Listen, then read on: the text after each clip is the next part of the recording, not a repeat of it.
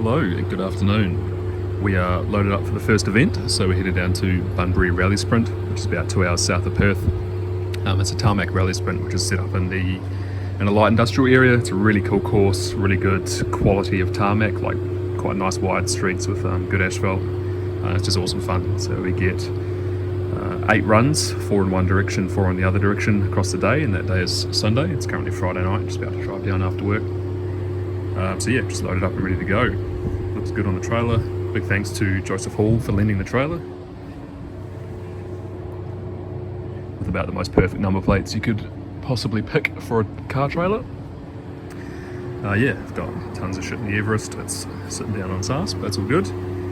We'll head down to Bunbury and then I'll do my best to film what goes on down there, but I'll probably just be showing you through the scrutineering process and the car show that they have on the Saturday night, and then once we're all set up on Sunday, down to the pits, and we'll have some footage of the runs themselves, hopefully with my co-driver or intercom fed into the GoPro. We'll see how we go. I'm pretty excited. Yeah, first event with the car, so also nervous as well as excited. From the testing, the car dropped a cylinder, had quite a bad misfire. Pulled the fuel system bits, that was full of crud. I think it's just E85's stripping a bunch of crap off the 25-year-old fuel tank. So cleaned out the filter, got the injectors cleaned and flow tested and serviced. That's all come up really good. And just from the light driving I've done around the block, because it's not exactly able to test on the roads here, it seems to be okay. It just remains to be seen as to whether it all clogs up again on the day. So I've got some carby cleaner and stuff with me which we can use to sort of half-ass clean things if I have to, but hopefully it goes well. Anyway, I'm going to jump in and start driving. It's hot as balls, so I need the aircon. And we'll catch up tomorrow once we're down there. Good morning, we're down here at Bunbury. I forgot to film it all yesterday, but that's all good. We just had a scrutineering, which is just doing the safety checks on the car, and met up in the middle of town for a bit of a show and shine, which is cool. Just went to the pub and got some food while we did that.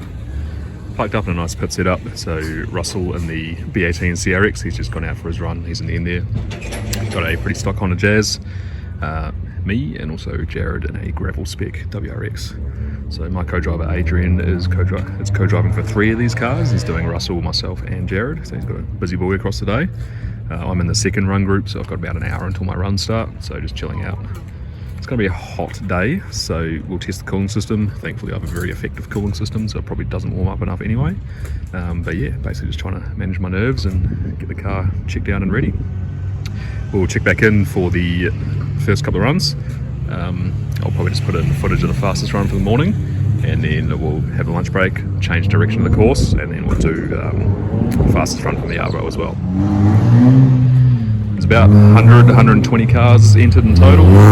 Huge variety of cars, so everything from Excels like you just saw to Jazzes, Hondas, Subarus, very high horsepower Evos, sort of 800 plus, Nissan GTRs, everything. There's a 1200 horsepower 2J Sylvia drift car here as well, who does very well when he tries grip. That's why we love the event. There's just heaps going on, great roads, which you'll see from the in-car footage later, and awesome group of cars to race against. So hopefully all goes well.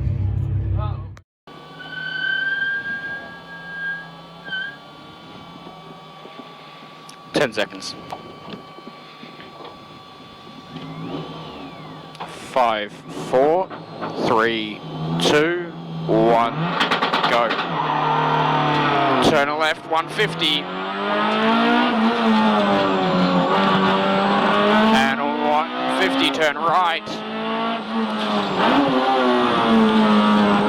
150, chicane right entry. 150, turn right. And 150, road bends right. Into turn left. To turn left, 250, turn right plus, into turn left, and 250, you turn right,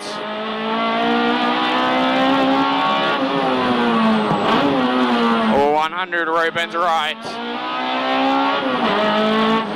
200, turn left plus,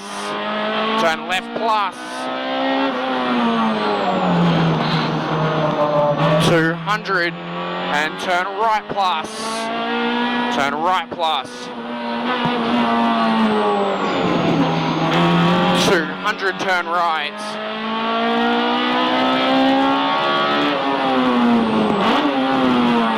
And 250 turn left.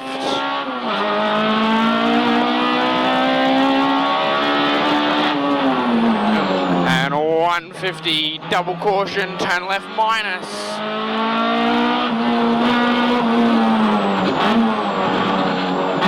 250 turn left. 150 turn right. Turn right. 150 turn left. And 250 turn right. Into sweep right, keep left to bollards. And triple caution, road bends left.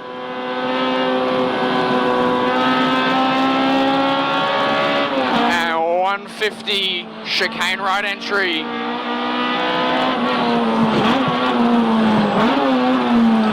Into double caution, turn right plus. And road bends right over flying finish.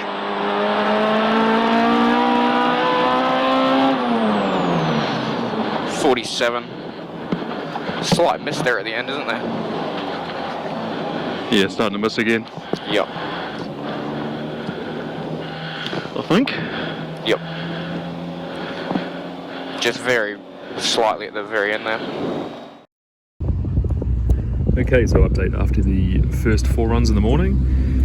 Good and bad. So started off with a terrible first run. Just trying to get to grips with the car. I have a habit of resting my clutch foot on the clutch pedal, which activates the clutch switch, which activates the shift cut and the auto blip. So lots of coughing and spluttering as I went through that. It was like a 2 minutes 55 or something around that lines. Turned all that off in the ECU, went out for the second run, started pushing a bit more. I think I did like a 247 or a 248. And third run went out, pushed a little bit more again, started to get a good feel for it, did the 246, which is pretty competitive. That has me leading the class by a fair margin, which is open under 2 litre. But just at the end of the third run, it started misfiring again. I tried just putting some more fuel on it, because we have a pretty quick turnaround between runs. Went out for the 4th run, and it was just misfiring the whole run. So had a look inside the fuel filter after that. It's full of crap again, so I think I've got another clogged injector. Bit of a bummer, so I'll be out for the rest of the day. I would have taken the class win, but these things aren't really about winning. It's more about making sure my car is in one piece and I'm sort of getting to grips with it. The air fuel ratios are like really high, so it's like a lean misfire, so probably more like 14.5, 15 to 1 air fuel ratio under load, which is not good according to the logs. So yeah, that's me done. Russell CRX is having really good days, doing super quick times. Jazz is doing pretty well in his class, and the gravel WRX, which is out at the moment, he's having a great time slipping and sliding around the tarmac on his bald gravel tyres. So great day, really happy to be down here, but I think now I'll take a few months off and just sort of like pull the fuel system out, take the tank out, get that all stripped and cleaned and resealed inside of it, flush all the lines and that, and just make sure that's all good to go for the future and we don't have that problem. Also probably need to do a compression test on the engine, just make sure that nothing's happened with it being so lean all the time. But yeah, it felt pretty healthy when it's on it, but yeah, as soon as it started misfiring, just got it back out and cruise it on round. So bit of a shame is what it is. I still love this event, there's just so many cool cars around. Here we have beautiful Evo, Ford RS200 replica, all sorts of great stuff around. Yeah, really love it. But yeah, we'll be back here next year, hopefully a fair bit stronger in the car, and see what it can really do. We'll close it out here. Thanks very much. See you next time. Hello, this is Shane from the future. Just before we do wrap up the video, I want to have a look at some data that I downloaded. It's a couple of days after the event. So I mentioned that the engine was misfiring, so I wanted to look into why that was. The first thing to check is the air fuel ratios. So up in this top row, we have the target air fuel ratio, which is the white, and the actual air fuel ratio, which is the green. Ignore the spikes up and down. That's just what happens when you're on and off the throttle. What we're looking at is kind of the average across the run, and we can see that the throttle trace, that kind of indicates when I'm doing the full throttle runs. So this is first in the morning, second run across here, and I've got the other ones across to the right. So run 1, all looks good. Lambda is as expected, and it's matching the target pretty sweet.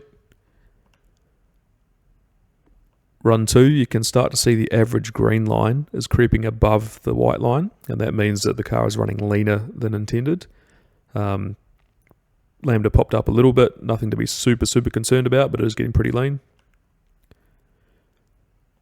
Run 3, that diversion gets a fair bit worse, so you can see the green line's a significant amount above the white line, and then it's getting out to sort of towards lambda of 1, which is an air-fuel ratio of about 14.7 or 15 to 1 for gasoline, and that's very lean under full load. It started misfiring right at the end of this run, which makes sense with how lean it was. And run 4, which it was misfiring the whole run, so I was just taking it pretty easy. Ignore the throttle traces, I genuinely was taking it pretty easy. That's extremely lean, so it's, very not good. Theory as to why that is the injectors being clogged up due to crud from the fuel tank. As I mentioned earlier, I'll drop everything out and get the fuel tank properly cleaned and relined, and then it'll hopefully solve that. I did have a quick look at some other data streams, so intake air temperature, coolant temperature. They were all pretty much as expected, no worries there. And one last interesting thing, which was a learning opportunity for me, was this bottom row is short-term fuel trims. So that's how much the ECU is having to modify the amount of fuel that goes into the engine to achieve the intended target air-fuel ratio. So during each run, there's no short-term fuel trims, even when the air-fuel ratio is very lean. You can see during a run where I've got all this RPM activity, that short-term fuel trim is basically 0. And same thing repeats for runs 3 and 4, where we did have the misfires, basically no short-term fuel trims. So I spoke to the tuner. The reason for that is they tune the cars in open loop at wide open throttle to mitigate against an oxygen sensor failure, which is a fairly common occurrence.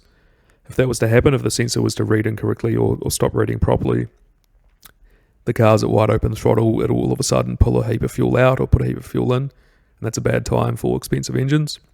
Mine's pretty stock, but the same principle still applies.